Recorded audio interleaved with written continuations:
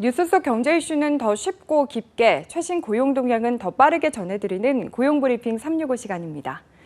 김지수 기자, 안녕하세요. 네, 안녕하세요. 네, 오늘은 어떤 이슈인가요? 예, 오늘은 뉴워드로 출발해 볼까 합니다. 락다운 세대라는 말이 있는데요. 락다운, 코로나19 발생 이후에 이제 많이 들어오셔서 이제 익숙한 말이 됐죠. 영국 콜린스 사전이 지난해 올해의 단어로 락다운을 꼽기도 했습니다. 공공 방역 조치로 인해서 국가 지역끼리 이제 고립되고 일상에서 멀어지는 현상을 이제 표현하는 말입니다. 이런 락다운의 연령층을 나타내는 세대라는 말이 더해져서 코로나로 인해 교육이 중단되고 고용이 얼어붙은 그런 사회 현상 속에서 설 기회가 이제 봉쇄된 청년 세대를 의미하게 됐습니다. 네, 이 단어는 제가 알고 있네요. 얼마 전에 문재인 대통령도 이 락다운 세대라는 표현을 사용했잖아요. 예. 그 문재인 대통령은 지난 13일 이제 국무회의에서 일상에서 가장 중요한 시기에 있는 청년들이 코로나 충격에 가장 많이 노출돼 있다며 어려움을 빨리 해소해주지 못하면 청년 시기를 넘어 생애 전체가 불안한 삶에 처할 위험이 있다. 이른바 락다운 세대가 될 수 있다. 이제 이렇게 말을 했는데요. 그러면서 특단의 대책을 마련을 지시했습니다. 락다운은 원래 이제 감옥 용어 중에 하나로 수감자들이 문제를 일으켰을 경우에 이제 감방에 가둬놓는 것을 뜻했습니다. 그런 답답한 상황에 놓여 있는 청년층의 상황과 이제 맞아 떨어지는 거죠. 참 씁쓸해지는 표현이 아닐까 싶은데 요즘 청년들의 상황을 3고 세대 이렇게도 표현하더라고요. 예, 그 실제로 이제 그 코로나19 이후에 취업난, 생활고, 사회적 고립 이런 삼중고에 내몰리면서 직장을 잡고 가정을 꾸려야겠다는 이제 희망마저도 잃어버린 청년들의 상황을 의미하는 말로 쓰입니다. 이번에 이런 청년들의 고통지수와 관련된 이제 통계가 나와서 이슈픽에서 준비해봤습니다. 네, 고통지수를 통계를 냈다는 건 어떤 지수를 추산을 했다는 건데 방법이 궁금해지네요. 네, 일단 한국경제연구원이 그 15세부터 29세 청년을 포함해 체감 실업률과 청년의 소비 비중이 높은 외식비, 주거비 등으로 구성한 청년 물가지수 상승률을 더해서 청년 경제고통지수라는 걸 추정한 겁니다. 2015년 이후 가장 높았다고 하는데요. 그만큼 청년들의 고통이 커졌다는 거겠죠.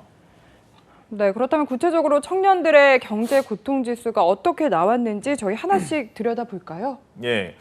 일단 2017년부터 감소하던 숫자가 코로나가 시작된 지난해부터 다시 증가를 했고요. 올해 1분기에도 크게 늘었습니다.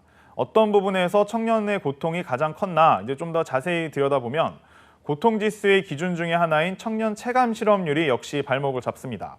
2019년에서 최근까지 이 1년 조금 넘는 기간에만 3.6%포인트나 증가했습니다. 또 청년 물가 상승률은 2018년 이후 0%대를 유지하고 있었는데 올해 1분기에는 1.2%로 갑자기 폭등했습니다.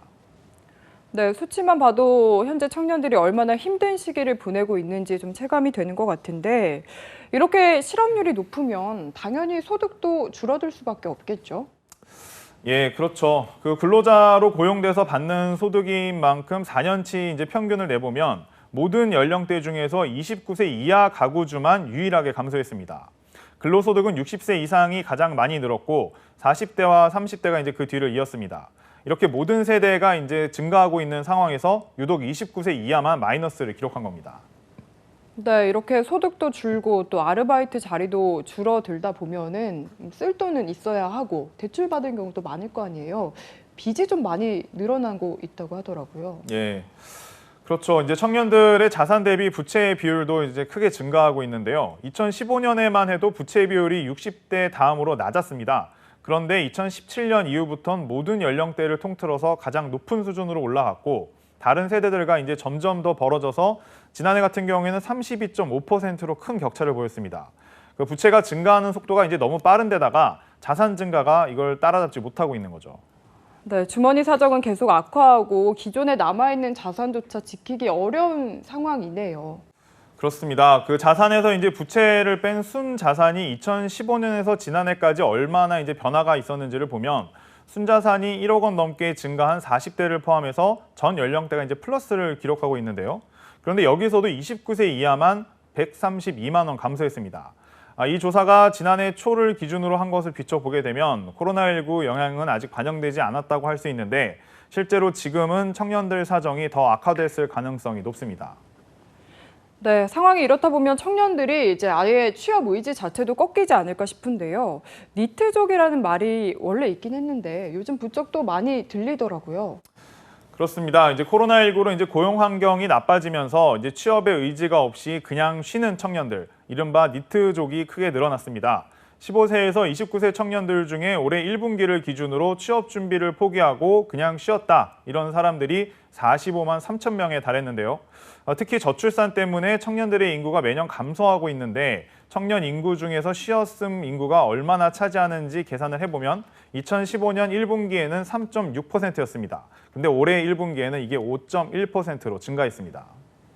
네, 상황이 이렇다 보니까 뭐 단순히 물질적인 어려움을 넘어서 정신적으로도 또 피폐해지지 않을까 이 부분도 걱정이 되는데 지금 보면은 우울감을 느끼는 청년들이 많다라는 조사도 있더라고요.